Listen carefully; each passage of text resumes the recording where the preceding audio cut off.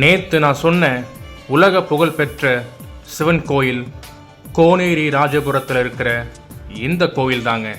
ராஜராஜ சோழனுடைய பாட்டியான செம்பியன் மகாதேவி தாங்க இந்த கோவிலை கட்டியிருக்காங்க. பூர்வ புண்ணிய பிராப்தம் இருந்தால் மட்டுமே இந்த கோவிலுக்கு போகவும் முடியும், இந்த கோவிலை பற்றின விஷயங்களையும் நம்மளால் தெரிஞ்சுக்க முடியும் அப்படின்னு திருஞான சம்பந்தர் தன் பாடல்கள் மூலமாக சொல்கிறாரு.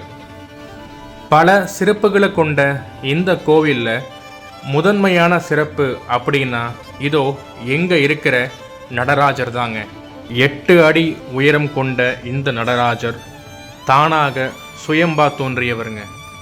அது மட்டும் இல்லை, இந்த நடராஜர் உடம்புல ஒரு மச்சம் இருக்கும், மறு இருக்கும், கைகளில் நகங்கள் இருக்கும், காலில் இரத்தக்கரைப்பட்ட ஒரு காயமும் தெரியும், கைரேகையும் தெரியுங்க.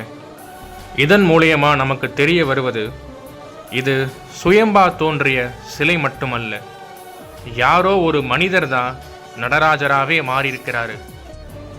யார் அந்த மனிதர்? அவர் ஏன் சிலையா மாறினாரு? செம்பியன் மகாதேவிக்கும் இந்த கதைக்கும் என்ன சம்பந்தம்?